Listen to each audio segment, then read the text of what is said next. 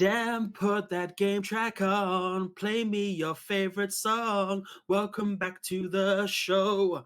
Welcome back, everybody, to NMI, When You Need More Info, a podcast exploring the worlds of movies, video games, and TV shows. I'm your host, Nate. It is lovely to be back for another week. Obviously, if you listen to that little cross-promotion, I was actually on another podcast last week, The Missing Manual, with Connor and Zach talking about the greatest games of all time. One of the most difficult lists I've ever had to do, and it was only 2 games. So yeah, it just goes to show. But no, yeah, it's good to be back, everybody. You know, we're in the cold season now, but everyone's getting nice and snug, getting nice and chill. And definitely, we're going to be playing a lot of more of those video games, and that's something we're definitely going to be getting into today. But before we get into that, I'd like to bring in some returning hosts and a special guest host today. So, returning hosts, we have Chaz, Fergus, and James. How are you guys doing today? Great as usual. Windswept. Yeah. That's awesome, guys. So, I'd like to introduce Beckie to the podcast. How you doing, Beckie? Hi, I'm good, thank you. Yeah, here for the first time. No, it's honestly great to have you on, Space. You know, we've been working about this out for a while. You know, what exactly topics we'll be doing, we'll be coming on. You know, Beckie is a great friend from outside of the podcast, and yeah, we thought we'd bring on today. So, Beckie, tell us a little about yourself. Yeah, so hi everyone. I am Beckie, and I make music and produce like electronic music, synth pop kind of style, experimental, cross with other genres. I don't really know. Very video game inspired, and I've got my debut album actually coming out on the 18th of November, which is less than 2 weeks away, which is very soon. So yeah, excited. Yeah, do you wanna let people know where that album launch is going to be, if people might be interested? Oh yeah, so I'm actually putting on an album launch gig on the Saturday 19th at the Cavendish Arms in London. So you can find me on all social media at Bekimachine, and you'll be able to get tickets for the gig by finding me on my socials. Oh no, that's awesome. Yeah, I've been having a little listen to Ethereal. Is definitely a track I'm quite liking. It's not usually my type of music, but listening to Ethereal, I was actually quite enjoying it, to be honest. Thank you. Yeah, no, and obviously Fergus gave you a plug last week as well for favorite content creators, so that was awesome. Yeah, I've also just bought my t-shirt, Bekimachine t-shirt, and we'll be at the gig. Hopefully wearing the Bekimachine t-shirt, so come find me. Yeah. Just get a plain t-shirt with like a piece of paper saying Bekimachine. If the t-shirt doesn't arrive in time, like your order print out or something. Placeholder. Placeholder, definitely for sure. But no, honestly, Beckie, it's really great to have you on today. And obviously, you know, in regards to like talk about video game inspired, this week, people, we are going to be doing our favorite game soundtracks. Now, like, music is a very like subjective thing. You know, it's very difficult to see how video games work in this regard, and this has actually been a very difficult list. I'd actually say quite more difficult than favorite films, in my opinion, because even if you like a certain game series, there could be only one song from that game you actually really enjoyed quite a bit. So we're going to be definitely getting into that today. But so what we're going to do is, people, we're going to go through a possible honor mentions list. You know, maybe a few what we mentioned there, quickly whittle those out a bit, and then we'll get into our top list.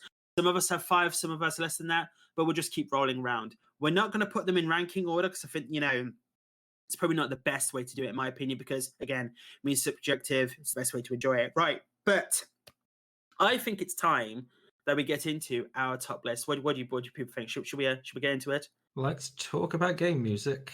Right. Let's roll. So right, I think actually I think we'll start with the guest host today with her honorable mentions, if you have any. Okay.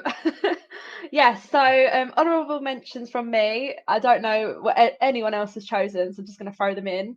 The Last of Us, just because it's amazing, everything about that game, and Fallout New Vegas, and just Fallout in general, because I love how they incorporated music of kind of that time period into the Pip-Boy. Very immersive. We'll definitely be talking about Gustavo in a little bit. I'll definitely tell you that for sure. That is correct. No, Fallout New Vegas, you don't ever really hear that much. I know people, say that's not as good as Fallout 3 in that time period, but I think... Sorry. What Fallout New Vegas is one of the best Fallout games. I've heard opposite that. Far better than Fallout 3. It's a debate, definitely, but... Well, then I guess I'm wrong, people. I've just been put into my place. That's definitely the best way to be. They're both amazing. Yeah, no, the host definitely put in his place. And I love that. Bring the anger, people. I love it so much. But no, that's a good honorable mentions list, Beckie. So what would you say about those games that you quite enjoy about them, the soundtrack specifically? I think The Last of Us, just because it's so immersive and narrative, and the music only complements the story, and it's just a very beautifully composed game. And yeah, Fallout New Vegas, you're running around the wastelands in a post-apocalyptic world, but it's in the future, but set kind of in what we would say like, well, I don't remember what time period it was, maybe 1930s or 40s. But yeah, you've got kind of old school music, and you've just got a little Pit Boy on your wrist, and you can turn it on, and you're wandering through the wastelands, getting attacked by, I don't know, cockroaches and all sorts. And it's just a really great complementary like music to the atmosphere of the game. It So would works you well. say with the Pit Boy, did you ever fall for the Pit Boy collectible? Did you actually get one of a Pit Boy yourself at all by any chance? I didn't. No, I know for definitely a few people that definitely did that. But no, that's an awesome list, Becky. Thank you.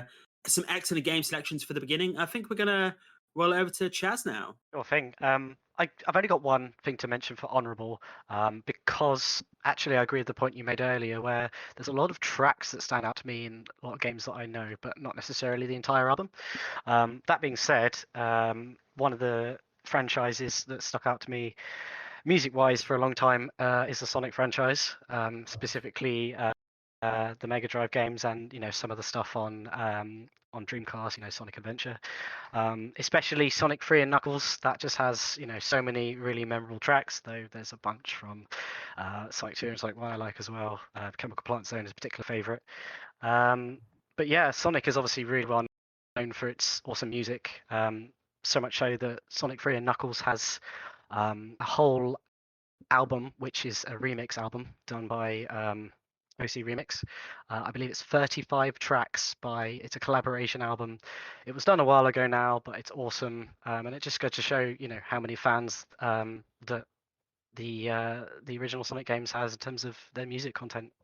It's very iconic even today. No, that's awesome. Like I never hugely played the Sonic games growing up myself, to be honest. But I think the one track I can go to, and probably everyone else can go to, is Green Hills. Like I think that's a very very famous Sonic track. Yeah, it is super well known, but there's a bunch. You've got Emerald Hill Zone, which is kind of like the sequel to Green Hill Zone, Chemical Plant, Flying Battery Zone from Sonic 3. There's tons. It's a great franchise for music. I have to say, I know many of the lyrics from the Sonic Adventure soundtrack because I used to play that loads. Yeah, Very, and very fun. that's the thing. Sonic Adventure 1 and 2 also have a different kind of style because it's a later platform. But yeah, Crush 40, yeah, really well known. Again, they do a lot of music for Sonic, and yeah, they're bangers. It's an awesome soundtrack, awesome franchise for music. No, that's awesome. Thank you very much, Chaz. Right, we're gonna roll around to Fergus now. One really, and it's sort of a crossover. The GoldenEye 007 Nintendo 64 That's soundtrack. a cheat. That's a cheat. How is that a cheat? It's a classic. It's an absolute classic. I know they use the main Bond theme at the beginning, but all of the other music is for the game, and just really good background music to carry the game through. You got to bear in mind, back in these days, there was not much room on that cartridge, so trying to create low bit rate but good sounding intense music for a pretty long campaign of a game is an achievement in itself. But I played this game a lot.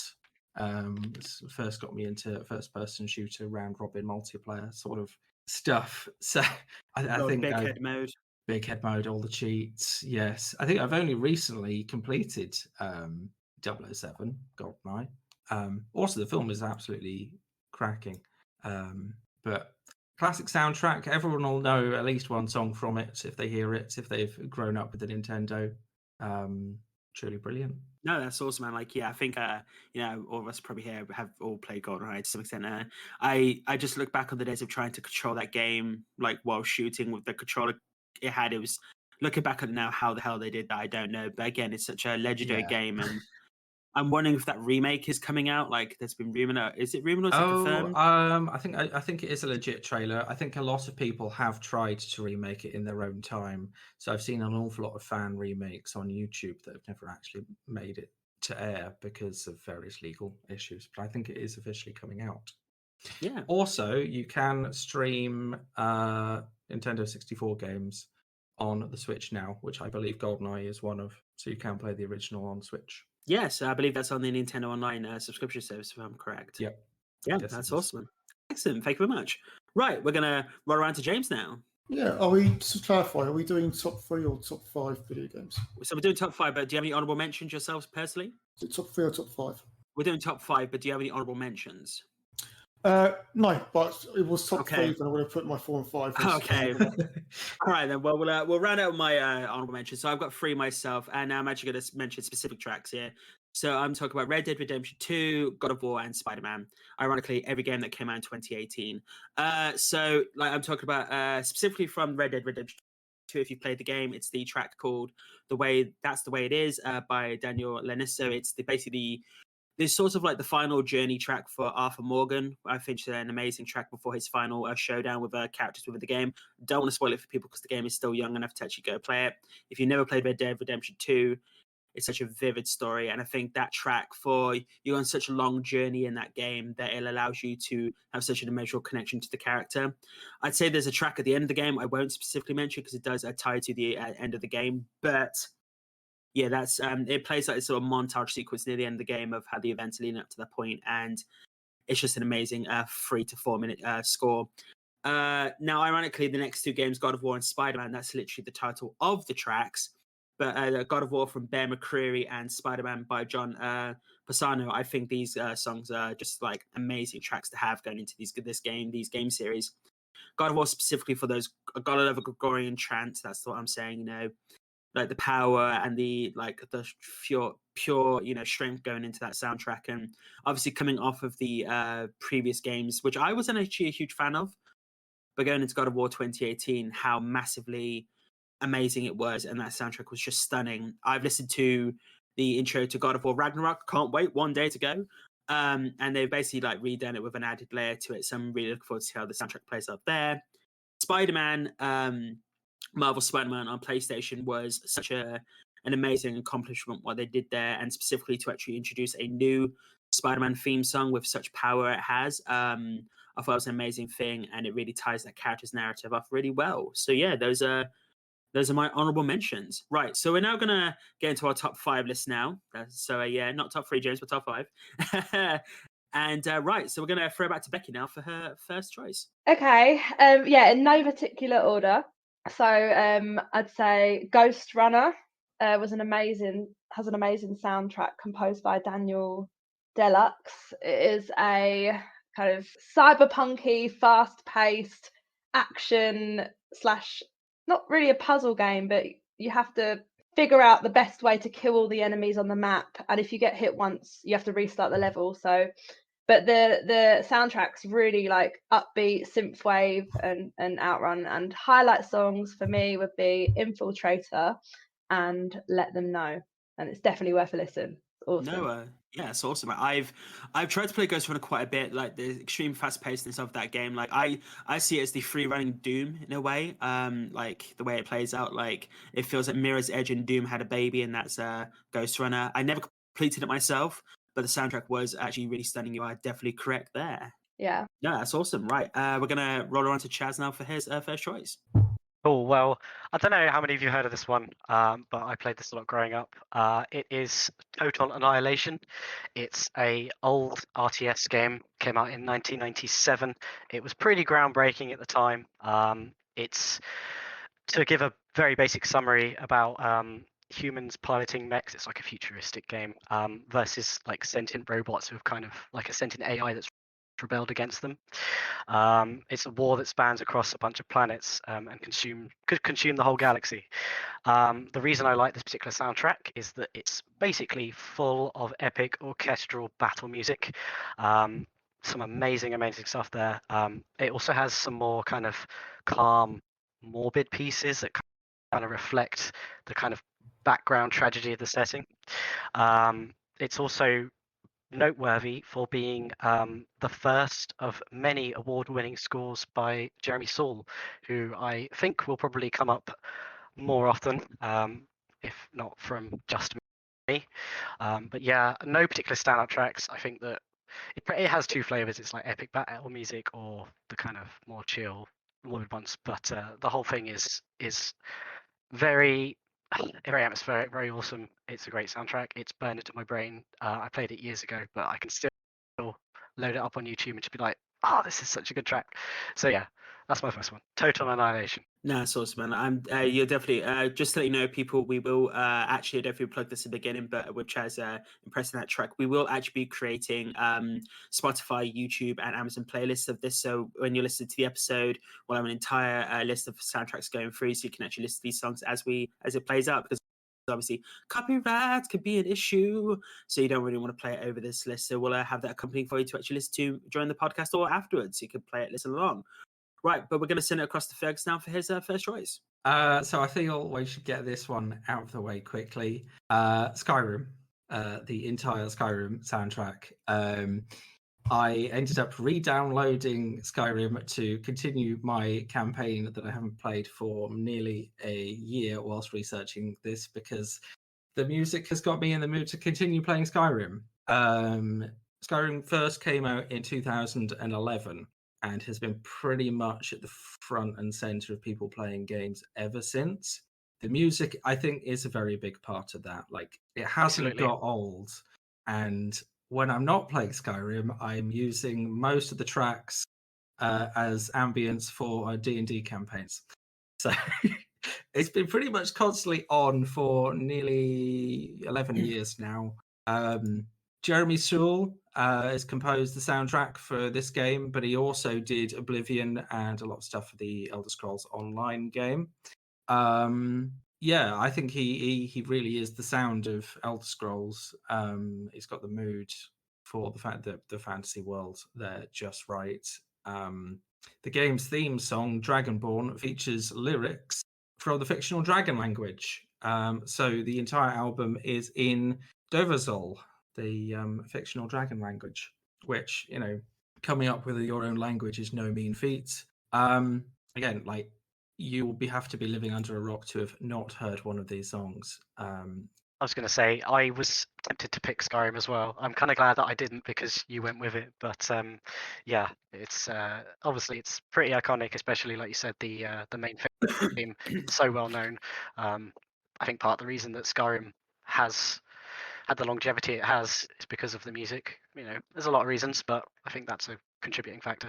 Yeah, absolutely. I say it's very hard to pick a track. I think I ended up liking the entire album on my Spotify liked list. So Yeah, it's quite a choice.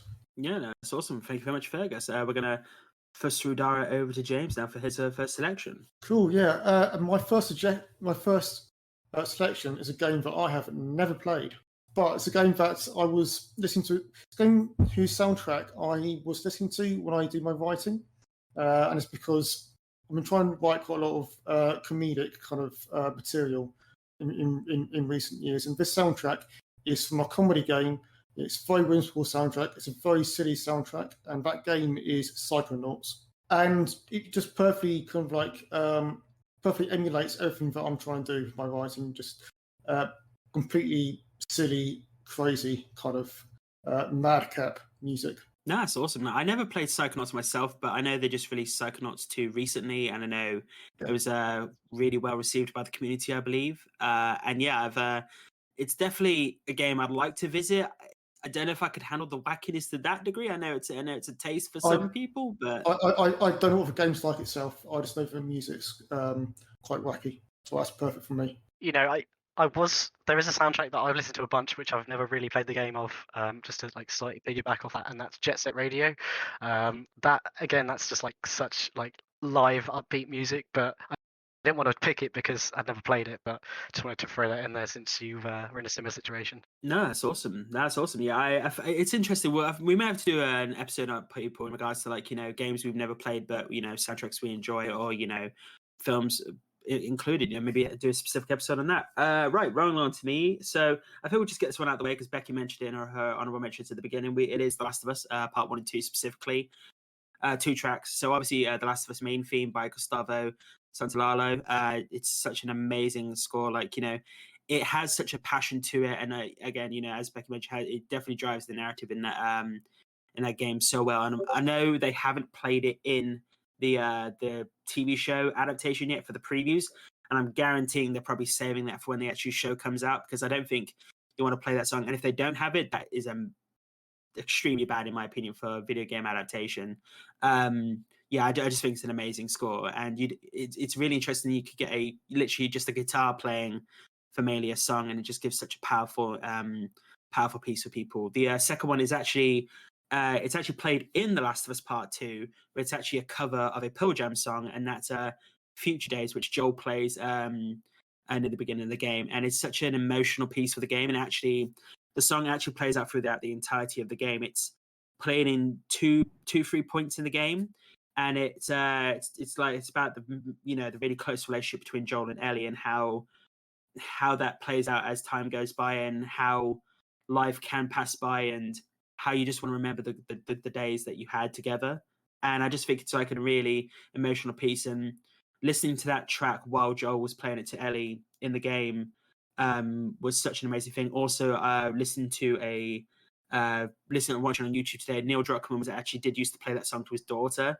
And then when Troy Baker was actually asked to play that song in the game, he was kind of nervous doing it. He is a musician himself, so that did play out well. But yeah, just playing that game and actually being able to strum the guitar as well, which I thought was an excellent addition to The Last of Us Part 2.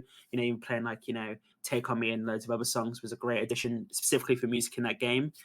And go on YouTube, people, to see actually people playing original songs in that game as well, using the actual in-game guitar. It's a very excellent way of playing that game. But yeah, Future Days, I've teared up listening to that song, at points. It's a really emotional piece, and it does play out at the end of the game as well, and does have a major emotional impact. That's my first selection. So yeah, right, we're gonna send it back to Becky for her next choice. Okay, so next choice is the Bloodborne soundtrack. I myself am a massive Soulsborne fan, and Bloodborne is incredible, and the soundtracks just fits the setting so well. Very dark setting, epic orchestral kind of dark music, and just the world just spirals into just this amazing highlight song for me.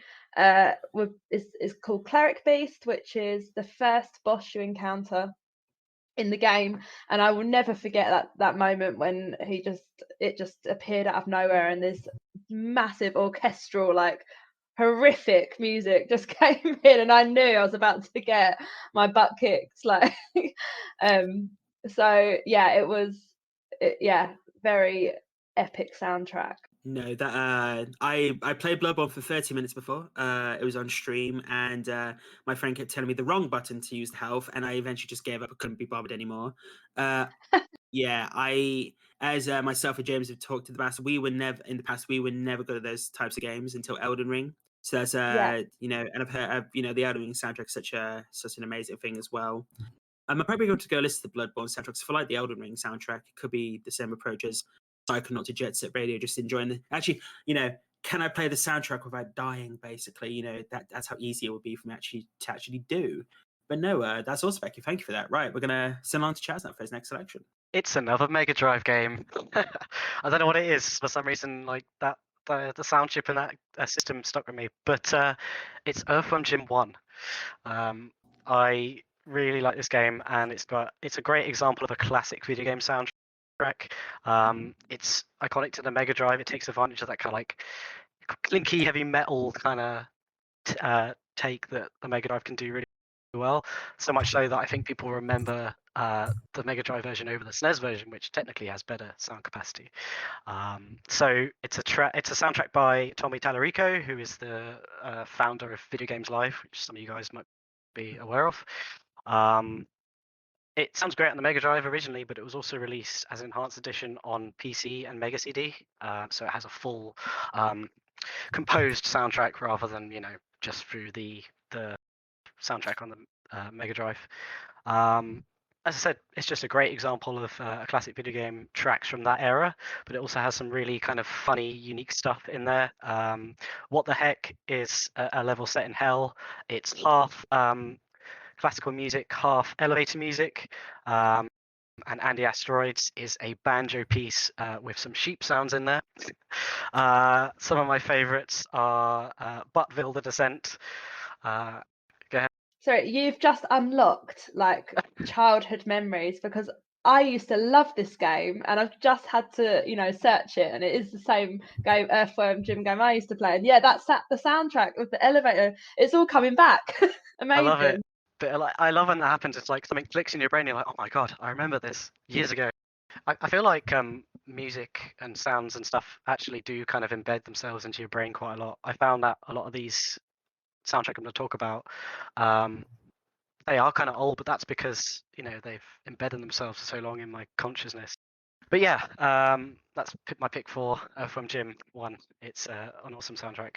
I just fun really super fact to you. I actually tried to play that game with a joystick back in the day, like a little flight joystick. Oh no! And it was the worst decision. That's the only other time I've played Earthworm Jim is on one of the space levels. Like I believe that just his head spinning around, just trying to move that joystick left and right was fine. Jumping was the issue.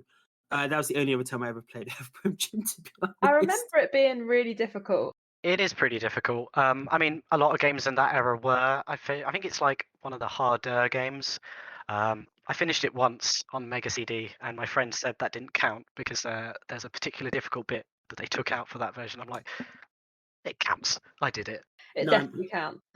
Well, I mean, as we discussed last week, in regards to, or the week before, in regards to Digimon, that was, again, I had a great difficulty with. It turns out that was the second screen in the game, so that just shows to show my gaming ability back in the day, to be honest. But no, thank you very much, Chaz, for that selection. We're going to go across to Fergus now. Okay, so next up is another classic, a bit earlier this time, but Halo, the original soundtrack. So this is Halo Combat Evolved, composed and produced by Martin O'Donnell and Michael Salvatore for Bungie, released 2002. So again, quite some time ago, nearly 20 years ago now. But everyone knows the Halo opening suite, Gregorian chant song. Like, I'm sure you've seen videos of people spontaneously breaking into Gregorian chants at Gamescom and this sort of thing. Again, it's another one of these fairly early-ish soundtracks that's kind of defined an era of gaming, really. I mean, yeah, so I'm going to have to, slide in here and basically say, yeah, that was on my list too. So Halo is on my list too. Not specifically those tracks. I actually chose different ones. But when you're talking about the Gregorian chant, just goes to show people God of War, Halo, get a good Gregorian chant in there, and you got a good track on your hands. Because I've seen plenty of videos on YouTube as well of men in the bathroom, just like 20 men in the bathroom, just like having a choir to the song. It's just hilarious, to be honest. I went on holiday to, I think it was Wales a few years back, and we found this random massive cave, and yeah, several of my friends broke out into the Halo chant in there because the acoustics just worked for it. It was cool. I mean, yeah, that's awesome. Like, again, I'm actually going to specifically talk about Halo 3 myself. So Finish the Fight was, I think, such an epic, yeah, exactly, epic conclusion. That piano chord. Oh. Exactly. It's like a lot of people would choose, the Halo 2 guitar theme, which I'm still hoping for. I'm still hoping for from the Halo TV show, like because I can say from the TV show they've used more like the calming theme for the actual show. They didn't really use the Halo fight theme, which I was quite frustrated with until like the last for like 23 seconds at the end of the show, which did really frustrate me. But yeah, no, the other one I actually want to mention is Halo 4. I know a lot of people don't talk about those games as much, but the track is by Kazuma Jinoshi. I hope I pronounced his name correctly. It's the track 117. It's a 7.5-minute track, and it's just like this elevating, epic piece, and like it's the elevation of this character. It's his. I feel it's like his journey at that point up until the Halo franchise after like the events of the previous trilogy and going up against the Prometheans this time. The Prometheans, I pronounced that correctly. Yeah, it just goes to show, even though like the composer can be different, if someone could bring something new to the franchise and it could give that added, not just an added layer, but an extra layer of like powerful, like ambiance, the character, and also just emotional drive. And that's one of my. So another track I'd mention is Arrival, but it's not. I don't like it as much as 117. I think that's probably the track I remember most outside of like Finish the Fight and the guitar theme from Halo 2. So that's why I chose Llama as well. Mm. Yeah, I think there might be quite a lot of Halo floating around. Yeah, there's quite a lot of assorted Halo soundtrack trivia going on.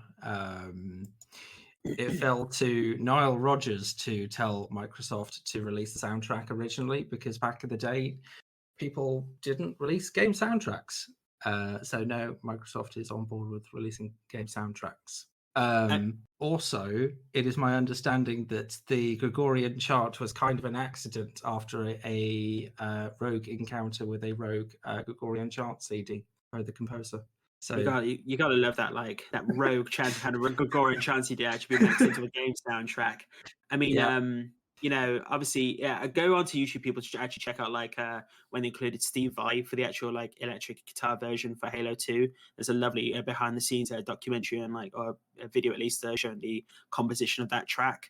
But I didn't want to put that on because I think that's pretty much the most go-to track for Halo in my opinion, like the guitar theme. So I thought I'd choose something different. So you've pretty much taken mine off my list now as well, Fergus. So yeah, we'll take across to James now for his next selection. Cool. My next selection is one of the Batman Arkham games. It is Batman Arkham Origins, which controversially for me is my favourite in the series, just from the games itself. But also, I think the soundtrack is one of the best. It's all set at Christmas. The main theme, or the Joker theme, is Carol of the Bells. It's a very, very sinister version of Carol of the Bells, although I will say that song is sinister no matter what you do with it. But yeah, that's perfect game. Big, bombastic theme of Batman Dark Knight themes, as well as a very kind of like Christmassy kind of themes going through a lot of the soundtracks. It's perfectly evocative of that game. I have to say, this is kind of random, but I really like Carol of the Bells, like as a Christmas song. I love it.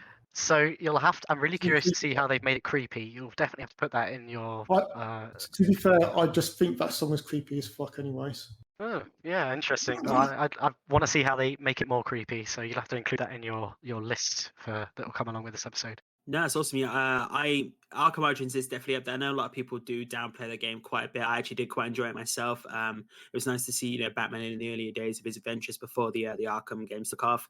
I think a lot of people in regards to soundtracks would majorly go for Arkham City, but it's really nice that you went for Arkham Origins, James. That's awesome. And I'm currently playing Gotham Knights myself. Maybe check back in a few episodes. People might finish that and give my opinions on it. So yeah, we're now going to flip back to Beckie for her next selection. Okay, my next one is the Subnautica soundtrack.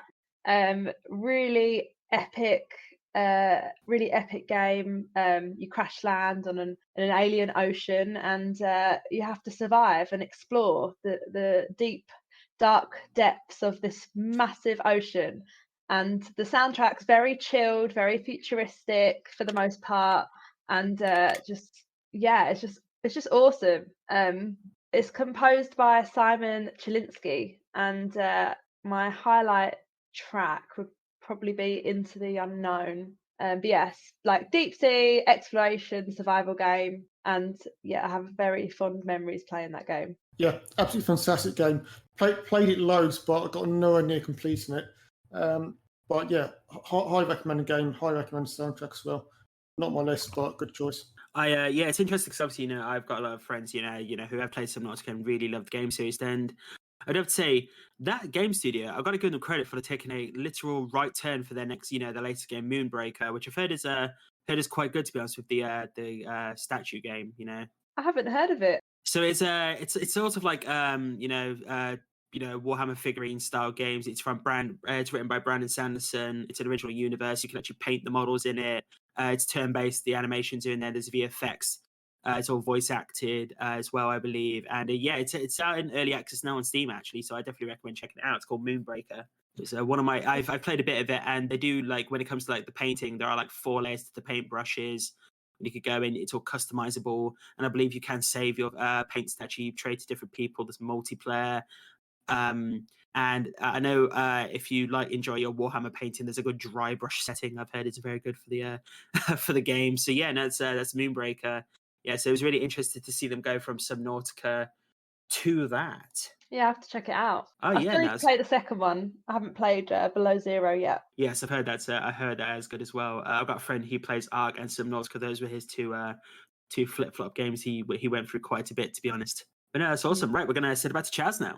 Cool. So yeah, it's Jeremy Saul again. Of course, he come up, and it's, well, you probably guessed already, but it's Elder Scrolls Oblivion. I was torn between Skyrim and Oblivion. I'm really glad Fergus mentioned it actually, but I went with Oblivion in the end because for me the tracks are just slightly more ingrained into me. The opening theme, which is Reign of the Septims, that's the title music that plays on your menu, is super iconic. It's burned into my brain forever.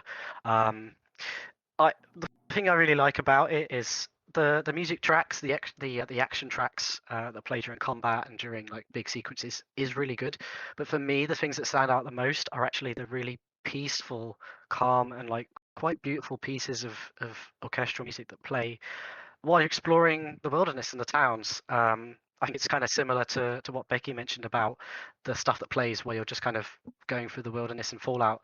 Similar kind of vibe, but obviously a different kind of music. But as you guys know, Bethesda do those kind of the wandering, exploring games well, and the music in the titles suits that kind of gameplay, and that's the music that sticks out to me for those soundtracks. Yeah, no, Elder.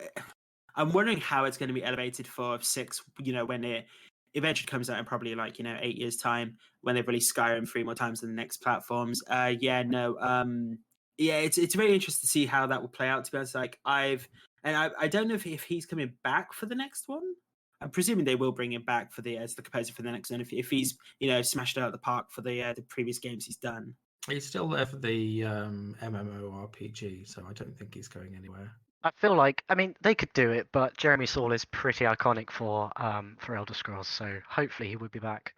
Oh, one thing I've got to mention as well as Reign of Septims, another track I really, really like is Wings of Kinnereth, and that's one of the more calm, peaceful tracks that I mentioned. No, that's awesome. Well, I'm loving these sections, people. I love the fact that also, as mentioned, surgery composers will come up quite a bit. Obviously, for Chaz and Fergus, it's very Elder Scrolls related at the moment. Maybe we might get Morrowind a bit later down the line. To be honest, I don't know if he composed that as well. An illegal spy agency discovers the theft of a prototype weapon. Derek, codename Confused Llama, and his handler, Frank, codename Majestic Vole, investigate the theft. A naive man with fanciful notions, Derek sets out on his inept journey to reclaim the weapon from villainous hands, unaware of the hidden tale following him. Enter the world of Confused Llama, A Spy's Tale, a short comedic spy thriller available on Amazon in paperback or Kindle. All right, we're going to send it back to Fergus for his next selection. So next up is Legend of Zelda: Ocarina of Time, a game that is literally about playing various instruments musically. Again, pretty classic soundtrack with classic Slate Epona's song Hyrule Fields, the main theme itself. It's a composer of note. Koji Kondo is composed an awful lot of Nintendo's soundtracks. So he's done Super Mario 64, he's done Star Fox, he's done a lot of the Zeldas. He's in the Super Smash Bros. Series. So again, a composer that is smashing it out time and time again, and quite a wide variety of games. I would say Ocarina of Time is stuck with me because this was one of my main games when I was playing Nintendo 64.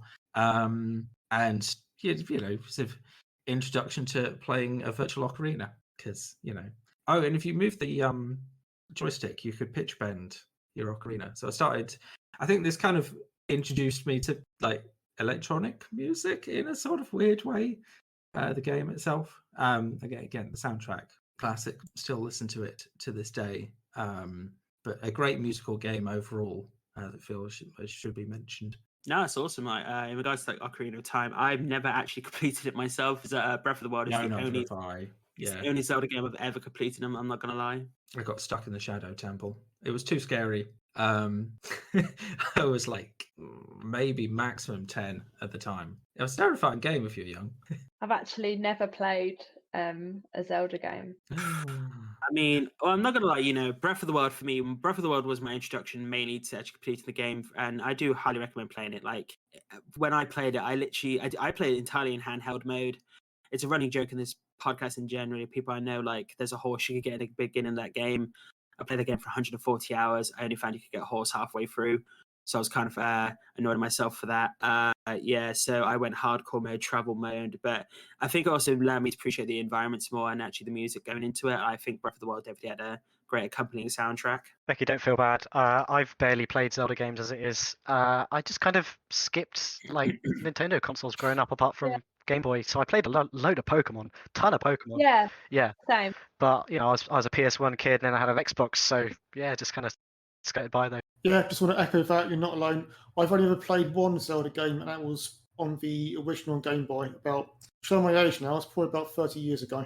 Yeah, no, I definitely think I'm hoping like with Skyward Sword being like remastered, they might actually give like Ocarina of Time a nice update, because I think that would be a game that actually work really well.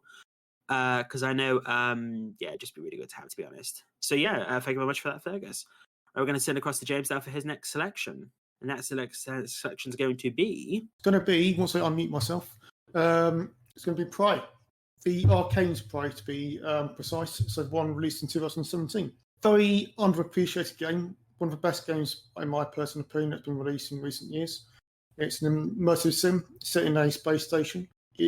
And the soundtrack perfectly evokes the whole situation, the whole isolatedness of being trapped in a space station, and a whole kind of like sense of hopelessness when that station is being attacked by like an alien invasion, and it's perfectly evokes all of that kind of like tension from that whole situation really, really well. I have to say, I have this random synthwave electronic music playlist on Spotify, and there's this track on that. It's really, really good, and I didn't know where it was from. And then one day I looked at the cover, and it was from Prey, and I was like, oh, that I would not have guessed that that's where it was from, but it's really good.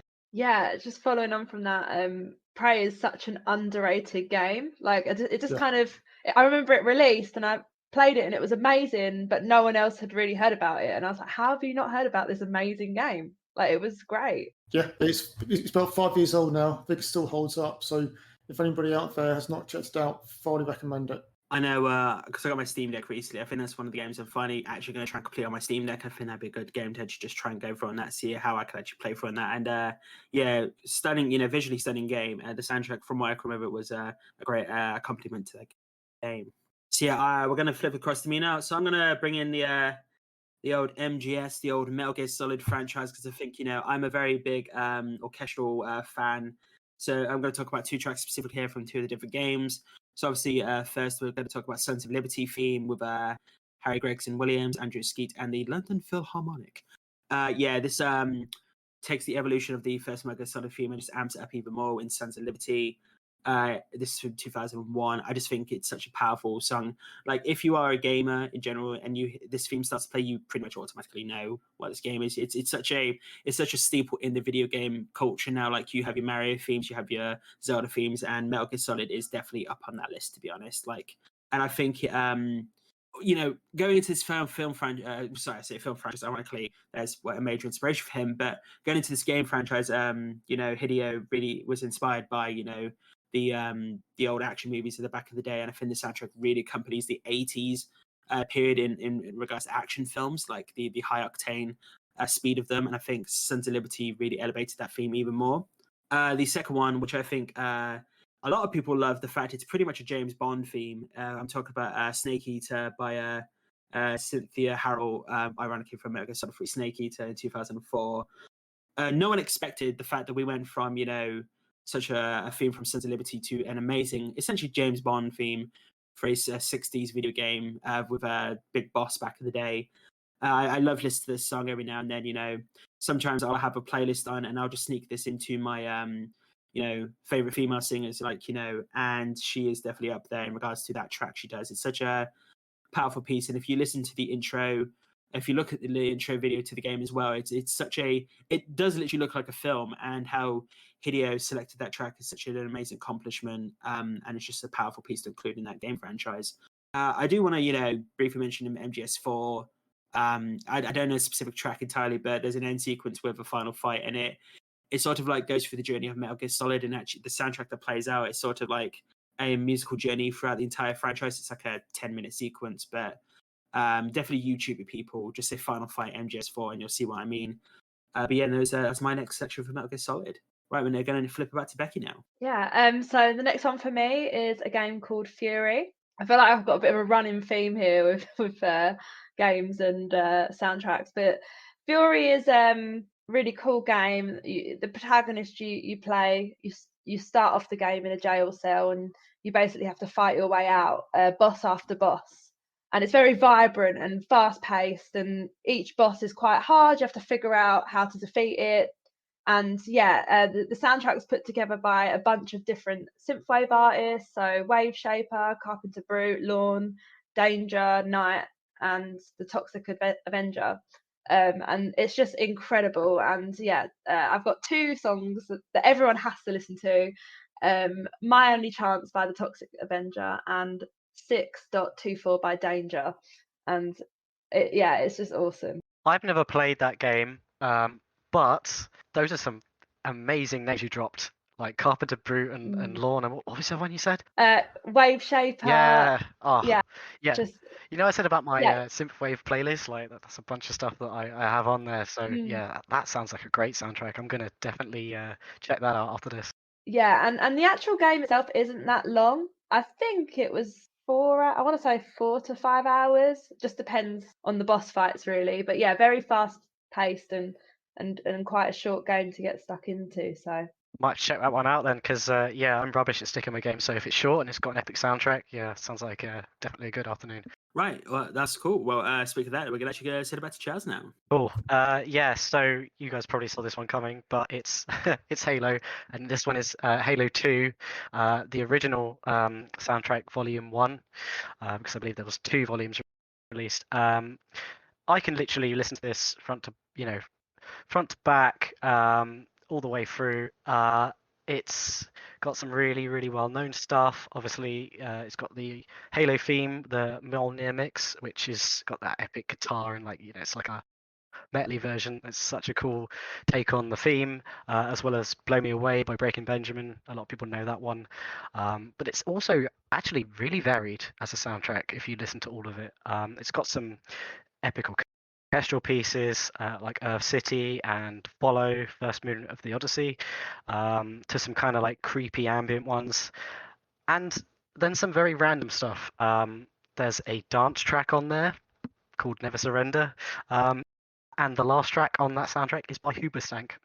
It's strange, but it's good all the way through. Again, burned into my memory, listened to it front to back multiple times. A lot of the Halo music is iconic, but that is my favorite of all of the soundtracks for Halo. No, that's awesome. Yeah, I back in the college days, I had to create we had a task to create a music video, but we had to link audio to a video and then press a button so we could sequence it up in order. So as soon as the track ended, we had to automatically go to the next one, and the music had to flow freely through.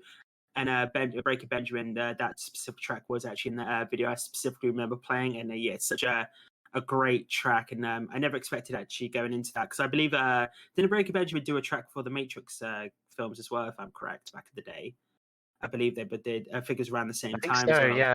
Yeah. So it was pretty interesting to have like a Matrix film track and then a Halo track around the same time period, and there's such a great track, to be honest. Yeah, it works really well. I remember the level that it plays in, and it's a good set piece, and it just comes in, you come around the corner, it starts up. Yeah, it's great.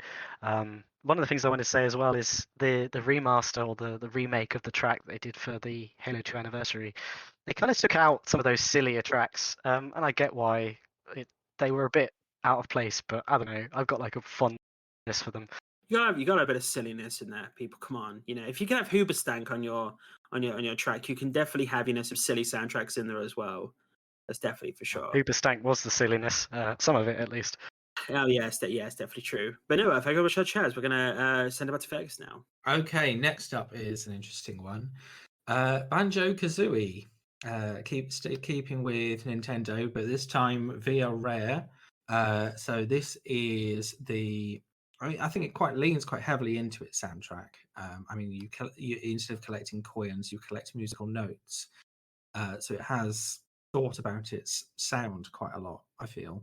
But this was released on the Nintendo 64 in 1998 and composed by Grant Kirkhope, who again has done quite a lot of games of note, including GoldenEye, Donkey Kong 64, Banjo-Tooie, of course, Perfect Dark, several other games, including Super Smash Bros, Yuki and Laylee, Mario and Rabbids. Quite a prolific video game composer of some quite notable games.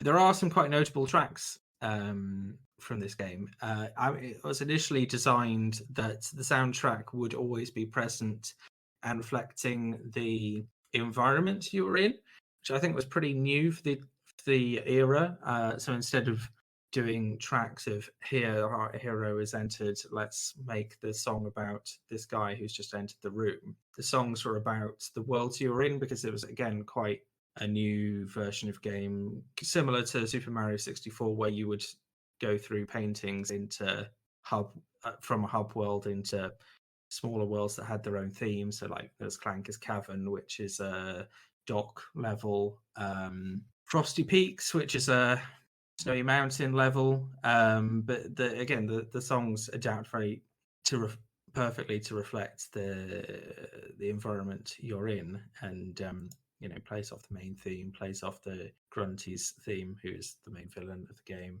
Again, it's classic. I'm not sure if you would have encountered these if you haven't played the original games. Banjo is now in Super Smash Bros, so I guess his theme is too now.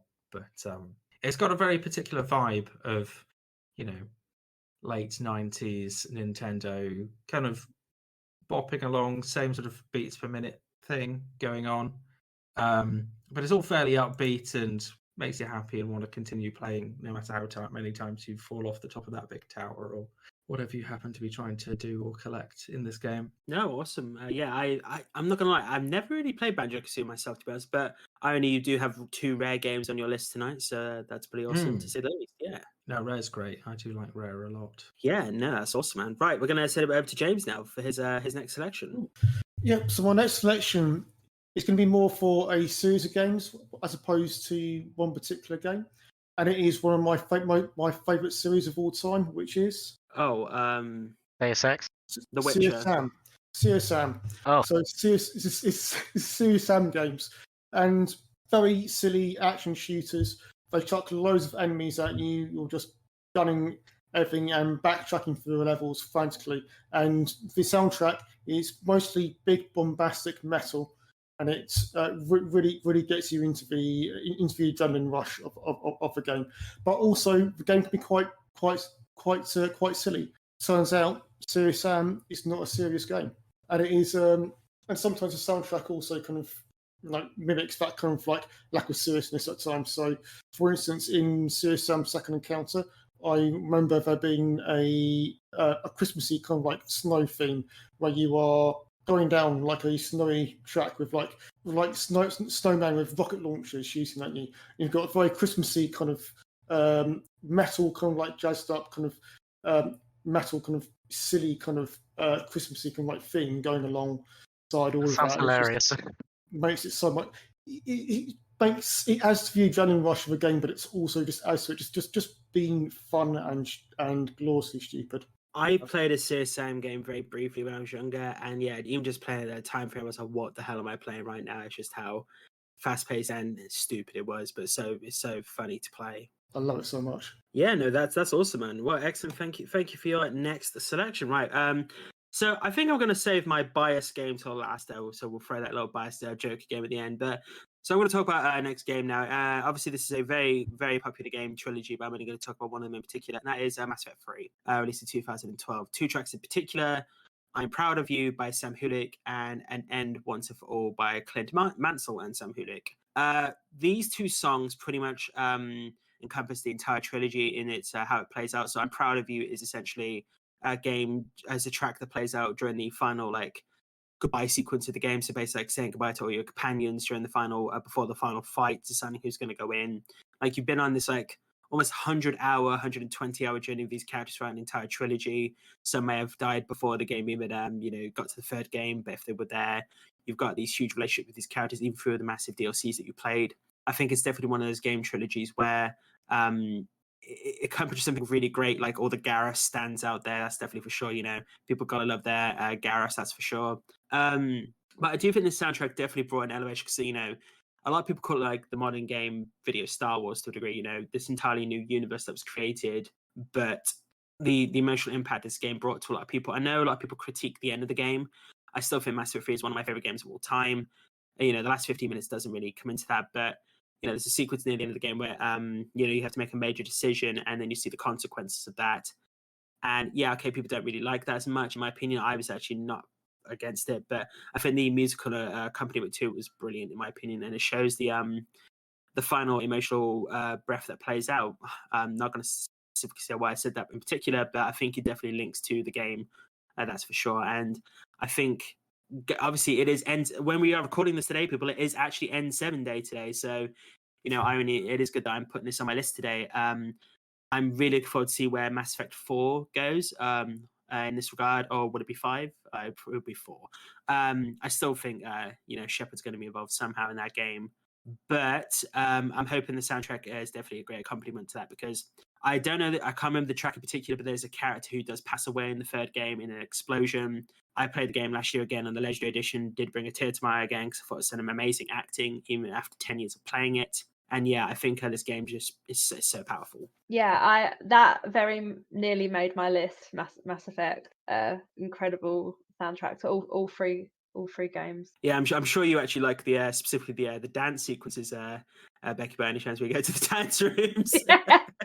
Go to the club, have a dance. Yeah, because obviously it has like a very synthwave, aesthetic to it, and it definitely brought a unique style. I think I definitely think there was added elements of like Blade Runner influenced in there as well. I think there was a huge influence into the game, and I thought like how they were able to mix those genres in regards to the music. I thought it was perfected well. But I do think they had a emotional drive to the game, which I think these 2 tracks, I'm Proud of You and An End Once For All, really did solidify that game as one of the best game trilogies of all time. So that's my next game selection. We're going to round to Becky for the final selection. Yeah, so final selection from me is Dark Souls 1, and just the way they kind of use and place music in this game. There's not a lot of music. It's very lacking, actually, and empty sounding as you explore the dark, grim, sad world. And then you encounter a boss, and that's when the music really kicks in. And every boss, it has their own score, which is specifically designed for the boss fight, and it's just an incredible soundtrack. And one thing that really stood out to me, and is one of my highlighted songs, is the final boss, Gwyn, Lord of Cinder, and it's the final boss in the game. But the soundtrack is so dark, it's just so calm and beautiful. It's a piano piece rather than this big epic, loud orchestral, what you'd expect from a final boss. It's just a very simple, beautiful piano piece, and it's just sad, and it works so well with just the overall story and world of Dark Souls, that it ends on such a sad note. So, because I'm never, as you know, I haven't really played these games, but is Lord of Sin, I'm presuming this is a fire-centric boss by any chance, with the name, for the namesake and everything? Or is it just the name? It's just his name. I can't remember all of the lore in Dark Souls, to be honest, behind every boss. But yeah, he's just the last boss, and it's just really sad.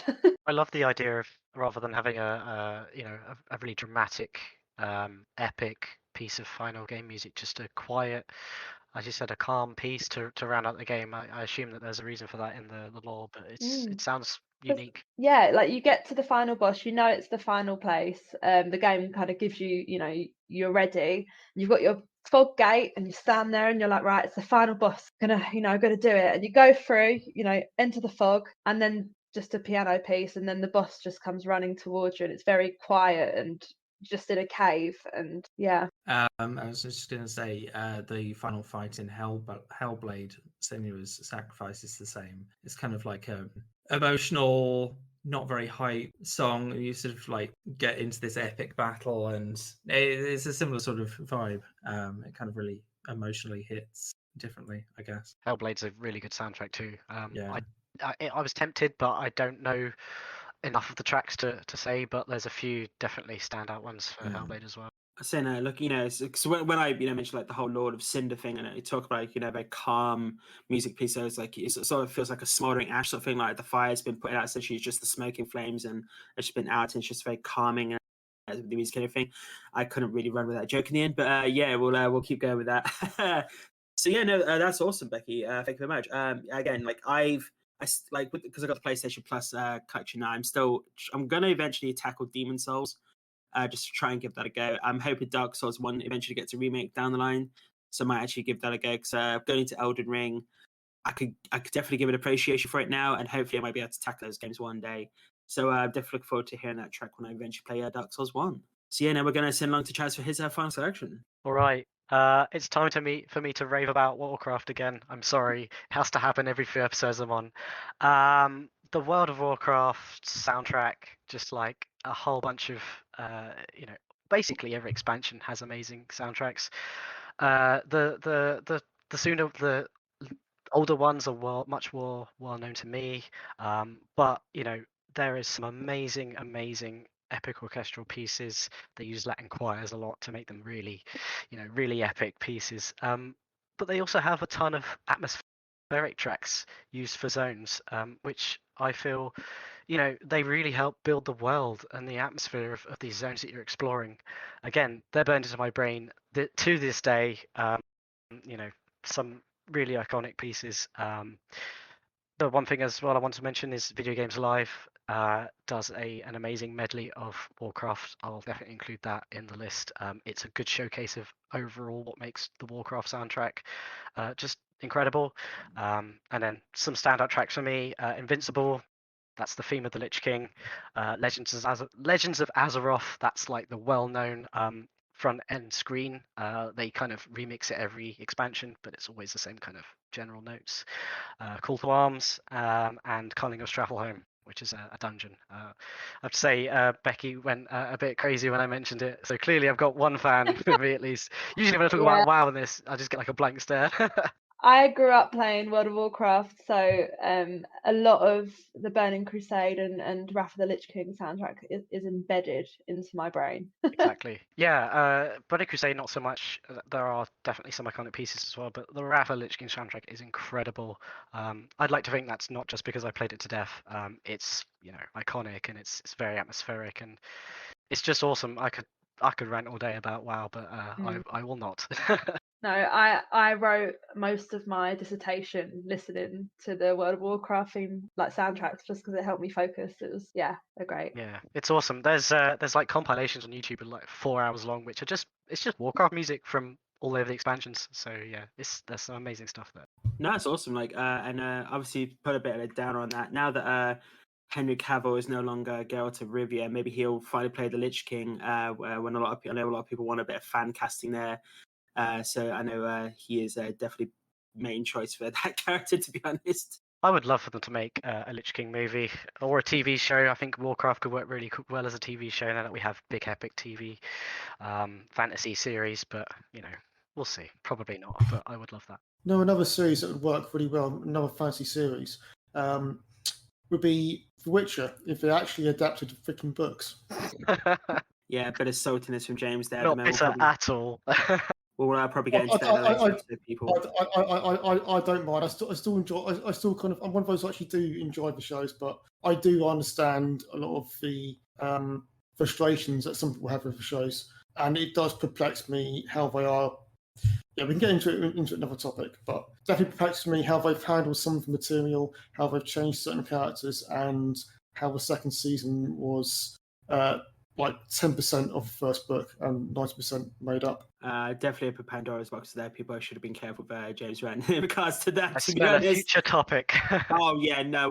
We're actually looking at possibly doing a topic in the future: reinvent a TV show or movie pitch. So sort of like a Dragon's Den style episode, but basically you pitch your show or movie to a group of people, and they actually discuss and see what you can actually nitpick and what can make it better than the original version. So that might be an idea for later on down the line. That's a little sneak peek of the topic for the future people. But no, that's awesome, man. I was waiting for World of Warcraft because I was like, he hasn't said it yet. Where is it? Come on, where is it? Isn't it yet? Like, yeah. I didn't intend to put it at the top, implying it's my favorite. I just kind of reordered stuff as Halo came up, or Skyrim You came up. unconsciously chose it for the top. Yeah, I mean, if I had to pick a favorite, it's a good candidate. But Why did I say unconsciously? I meant subconsciously. What is wrong with me tonight? Yeah, I meant subconsciously, but no, yeah. Yeah, Chaz is a stupidly massive WoW fan, and I was definitely waiting for that to appear on the list. But yeah, no, that's awesome, man. I'm really glad to see it. Oh, actually, I also recommend checking out the recent Corridor Crew episode on YouTube for VFX artists, because they discussed the intro for World of Warcraft, so Warcraft 3 introductions for the VFX intros for that. So I recommend checking out. It's very good. We actually talked about in our content creation episode. Go check that out, people, as well. We're going to send on to Fergus for his final selection. Okay, so this is an interesting one. GTA 5, but not the... So we have to talk about radio stations in games for this one. This doesn't just apply to GTA, but a lot of driving games in the past. I have come into contact with an awful lot of new music through games, specifically the radio stations, which GTA is, of course, big on. I've specifically chosen a specific radio station for this one as well. This will be Saltwax FM. A bit of context: the game was first released in 2013. This radio station came out with its initial release. Saltwax are kind of a Belgian dance remix electronic music outfit. They were kind of sniffing around the soundtrack of GTA 4, so they were kind of involved with LCD Sound System and the title track from the advert from GTA 4, and got their own radio station as part of GTA 5, which has led me to discover quite a lot of new music. As I was already fans of Soulwax, and they've introduced me to a large quantity of epic music. I do feel there is a large space for music artists and DJs and content curators to have a space in video games to show off new tracks. It is relatively common in some types of games, like I think FIFA's quite good at it as well, but I feel it's beginning to drop off somewhat. I'll be very interested to see what the GTA 6 radio stations are going to be like. But games radio stations, the best thing ever. I'm surprised no one said it yet, actually, but Cyberpunk 2077 has a similar style of radio station in the car with like loads of different types of music. And the only reason I didn't put that on my list today was because I thought someone else was going to. It is incredible. Anyway, yeah, I won't say anymore. I was going to say, I'm just surprised that video game or radio stations, in games didn't come up more, actually, because it's kind of like a subsection of video game music. There's quite a lot of them out there. Actually, I will divert it just a little bit, just to say that I did finally finish the Cyberpunk 2077 Edge Runners show yesterday. And one of the things I loved most about it was the fact that a lot of the soundtracks were from my favourite station on the radio, which was the metal station. So, yeah. I think, radio stations in video games can be quite iconic, and I think they act as like a time capsule as well for the period of time that it came out in. The ones that stand out to me are the Crazy Taxi one and some of the Tony Hawk ones as well. It's just like they have some really great tracks from their time in them. I don't know how they got the licensing back then, but it's good that they did. And definitely go check out our Cyberpunk Edge Runners review, people. I'm not gonna discuss the ratings again because Fergus has got a cheeky smile on his face right now because it's a controversial conversation. Just go listen to the episode, people, because I do think music was a thing that was actually praised in the review itself, but outside of that, just go Mhm. listen to the episode because yeah, it's a lot of heated opinions in that. But I'm not gonna lie, I still listen to the main song from the actual Edge Runner show and all the variations of that because I think it's an amazing track, to be honest. So yeah, right. I am surprised that you're talking about radio shows like Vice City is a one people actually usually go to more than GTA 5, for example, because obviously it's such a massively 80s themed. But I guess that's just because it's so everyone loved the 80s music back in the day, so it's an extremely popular radio show from a video game. But yeah, no, thank you very much for that, folks. We're going to send it to James for his final selection. Yep, I assume you all know what my final selection is. Yes, of course we do, James. Come on, just get out of the way. Get the. It is predictably my favourite fantasy series of games of all time. It's not the Elder Scrolls. It is Witcher. So it's specifically the Witcher 3 and so on to the soundtrack. Although I also love the Witcher 2 soundtrack. But yeah, the Witcher 3 soundtrack, it perfectly combines. It's a very Slavic fantasy music, but it's also quite varied. So you can go across various different regions, like the more kind of like Viking-esque Skelligers, and the themes are very evocative of the areas where you are. The combat music feels, again, it's very, very Slavic, but it feels perfectly in keeping with the area that you're fighting. And it's just one of those soundtracks that I can just listen to. And I also remember they did, I'm sure I've done it a few times, but you can on GEG or probably on YouTube, they've done like a live orchestra of the music from the game, which I've watched and rewatched, and it's just fantastic. I just absolutely love everything about that soundtrack. Yeah, no, I remember in the early D&D campaigns, James, where you would play the Witcher soundtrack accompanying our sessions. So it was very good, and I still remember finally giving The Witcher 3 a proper playthrough, and actually, each location's like soundtrack was very accompanying, and obviously Geralt of Rivia theme was stunning. I think that's one of the things the show is lacking, in my opinion. Obviously, apart from Jaskir's songs in the show, which are the most best elements of, I think the show is definitely lacking that. And hopefully when the Witcher remake comes out, the original game, the soundtrack definitely follows on with that, to be honest. Yeah, no, right. Going to go on to my final section. So I mentioned earlier how I'm going to be biased in this, in my opinion, because I think it's a very, like Chaz said, what was going to mention. It's my name. My name is literally in the theme. So I'm talking about Nate's theme from Uncharted. This is from Greg Edmondson. I think this soundtrack, even though it does have my name in it, I'm not going to be biased in that regard, but I just think it has a really old-timey feel to the theme. I think it does feel like the songs of old, like the 70s and 80s, like adventure films we used to watch when we were younger. I think it has like a really almost has a romantic element to it as well. I think like romantic adventure element, like Romantic of the Stone, Indiana Jones back in the day. I do think it really accompanies that quite well. Reading up on the actual track as well, I actually did try to figure this out. I'd never realized it was actually recorded at Skywalker Sound as well, like back in the day. And also the composer actually came in really late into the game creation process. So he actually came in right near the end when he actually created this entire soundtrack. So finding that out, and I feel that, also going through the entire trilogy, he actually created like, the song evolves as the games go on, so it actually literally goes Nate 2.0, 3.0, and the track evolves as the character evolves in the video games, which I thought was an extremely amazing way to do that soundtrack. Again, really biased because it's called Nate's theme, but I don't care. I'm going to call that the soundtrack to my life, people.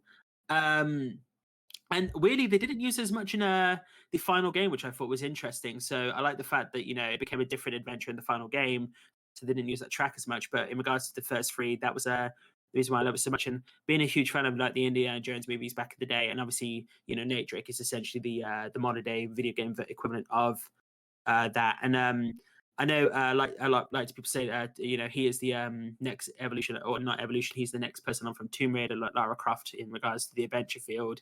I definitely like to see where her journey goes next as well in regards to video game franchises, because I do I can't remember her music as much from the games. Her games are amazing, but I'd like to see, maybe a new music score for her as well. I'd love to see that. I think that'd be really great, because I think she is such a powerful character that I'd like to see a really powerful theme that actually linked to her quite well. Because I think, when you hear Nathan Drake's theme, you know exactly who this character is if you know video games.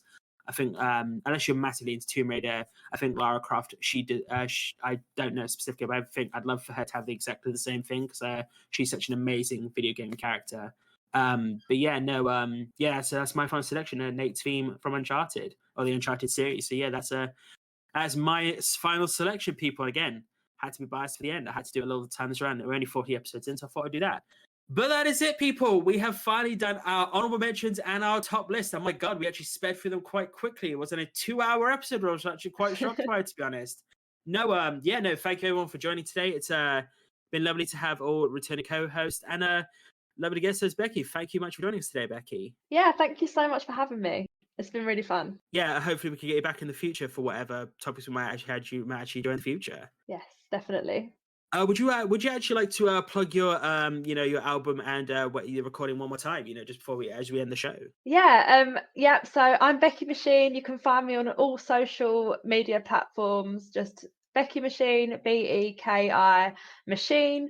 And my debut album, Another Atmosphere, is coming out on the 18th of November, and the album launch show is in London at the Cavendish Arms on the 19th. Tickets are available now. Come and find me on social media, and I hope you enjoy the album. Yes, people know. Don't forget to check that out. When we post this on all the socials, people, we will be having links to all her information there as well. So you can definitely check that out. The tracks she's created are really good, people, and this comes from someone isn't hugely into that. So if you can pull someone whose genre isn't usually that, but they're actually really good, definitely go check that out. That's for sure. But no, thank you very much, Becky. It's been great to have you today. But yes, people, if you have any questions, queries, or compliments, or any feedback, or send us your favorite game soundtracks, or maybe soundtracks that again, as we mentioned before, games that you've not really played, but soundtracks that you really enjoyed. Maybe there's one song that you can't get out of your head for the last 25 years that you just keep playing on loop. Maybe we can help you get over that by giving you a new video game soundtrack to listen to. Right. But no, again, I'd like to thank you all my co-hosts for joining me today. Thank you for having me once again. Thank you. Thank you. Awesome, right. But if you've got any questions, queries, compliments, feel free to email us at nmipodcast@outlook.com. That's nmipodcast@outlook.com. Find our socials at nmicast on Twitter and Instagram.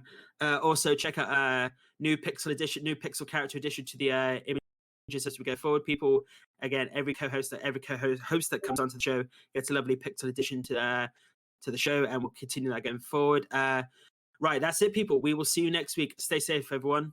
Bye-bye. Bye. Bye. Bye.